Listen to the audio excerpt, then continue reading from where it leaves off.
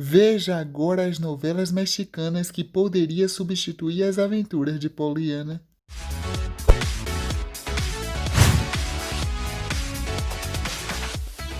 Notícias mexicanas.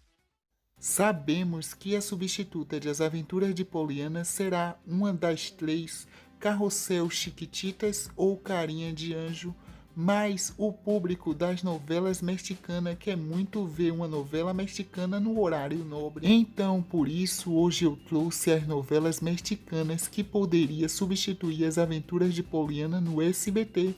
Confira!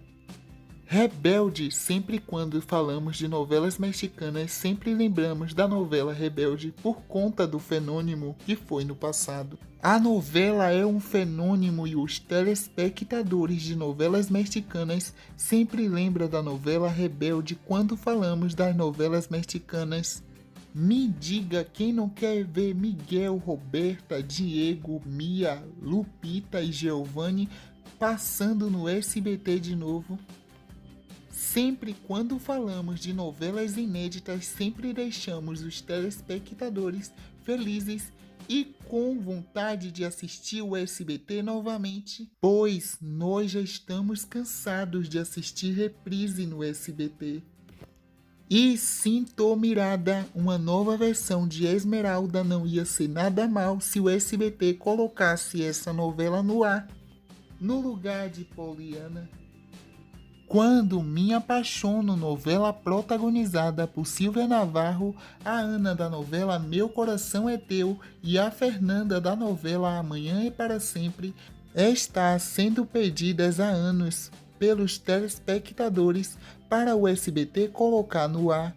Vale lembrar que ela segue sendo disputada para substituir Betty a Feia em Nova York.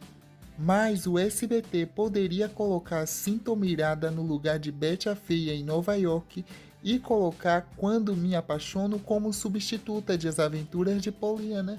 Sempre quando falamos o nome novelas mexicanas, sempre vem a imagem de Maria do Bairro primeiro. Quem não quer ver Maria do Bairro novamente? Soraya Montenegro, a vilã, e Luiz Fernando, o galã. E por último, Coração Indomável, a novela foi um grande sucesso e vai ganhar uma reprise em breve.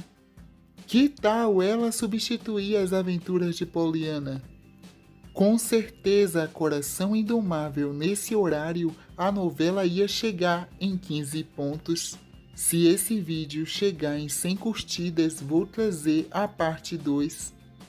E aí, pessoal, qual dessas novelas vocês queriam que substituísse As Aventuras de Poliana? Deixe nos comentários a opinião de vocês. Só vou pedir, pessoal, para vocês se inscrever no canal e apertar no sininho para não perder as novidades. E deixar sua curtida para ajudar a gente a postar mais vídeo aqui no canal.